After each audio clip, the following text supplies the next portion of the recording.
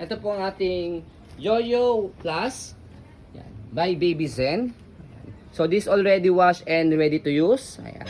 It's good for 6 months old. Adjustable po siya for semi-recline. Comfortable pa rin po si baby kapag nakahiga. Up to toddler na po yan. 20 to 22 kilograms.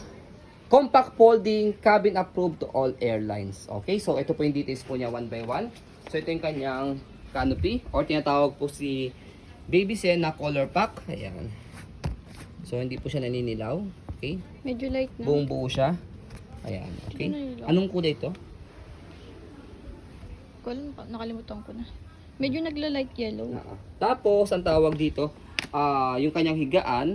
Ayan. So tawag po dito is color pack. Ito, kanyang canopy sa yung kanyang higaan. Pwede yung palitan. Pwede po siyang palitan. May nabibilan po siya sa Yoyo by Baby Zen ng atong tinatawag na color pack. Para kung gusto po ninyo palitan siya ng ibang kulay o kaya po nagluma na po ito.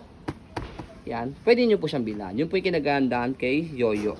And then, ito po yung kanyang harness. 5 harness po yan, safe na safe si baby. Wala po yung putol. So, combine nyo na siyang ganyan. Yan, and then lock. Okay? And then, ito yung kanyang footrest. Napaka ng paa, malapad. Okay?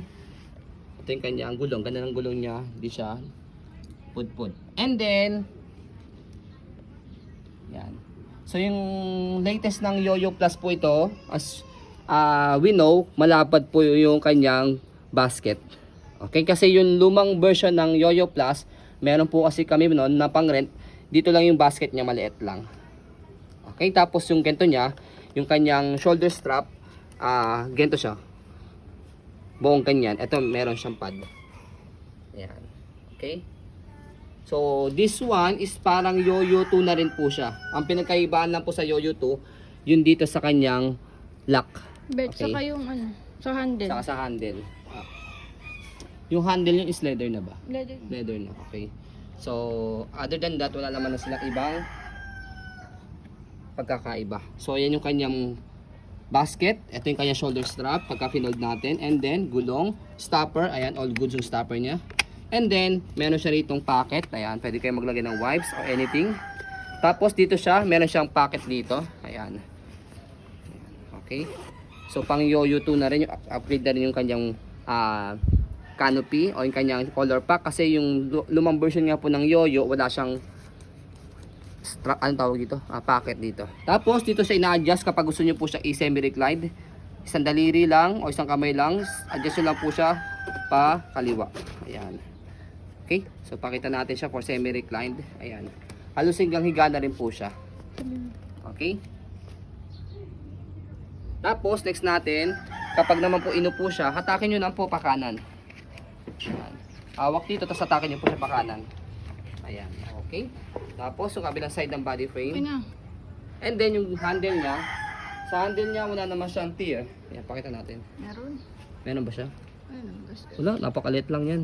Hindi siya yung tear talaga na Saan? Ito. Pero hindi siya yung tear na talaga sirang-sirang ganun.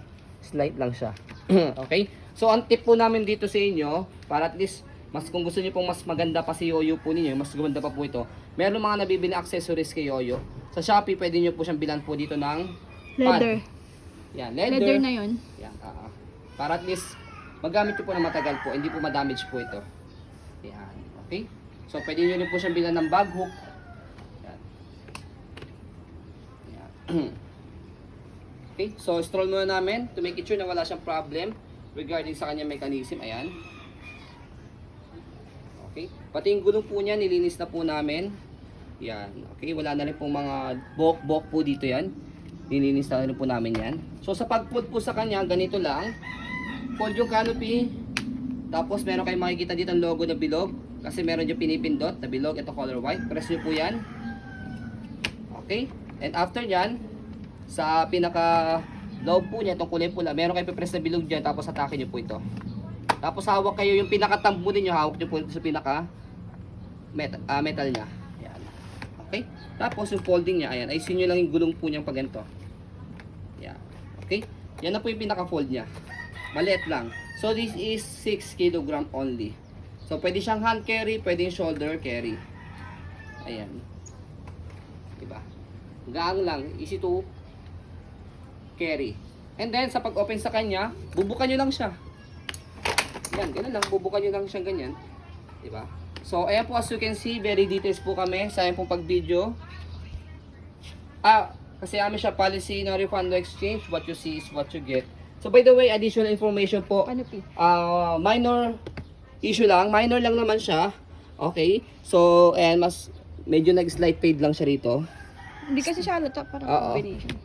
So, kung gusto niyo pong di gamitin po ito, pwede naman dahil extension canopy lang siya. Pwede niyo pasok sa loob. Ganyan. Para mapalitan niya, para magmukhang bago yung Oo. yoyo niya. Yan. Okay. Kay Yoyo po kasi additional information po is binibili po siya per parts. Hindi po siya binibili ng isang buo. Oh, Binibili po sa color kanya yung frame, itong body frame niya, itong color pack, even yung kanyang bag. Yan. Okay? So, ayan po siya. And then, ito, sobra lang. Actually, parang hindi nga siya faded eh. Pero, syempre, dahil maselan po kami, ayan, hindi nga rin po kita sa video. Ayan. Okay? Pero sa maselang seller, pwede pa rin po ito sa mga masaselang mga buyers. Okay? So, kung wala po siyang bag, guys, separate purchase po yon. So, kung gusto niyo pong magpagawa po sa amin ng bag po niya na fit para po sa kanya, pwede po kayo magpagawa po sa amin for additional payment po yun. Okay? So, ayan po. Maraming salamat. Have a nice day and God bless po.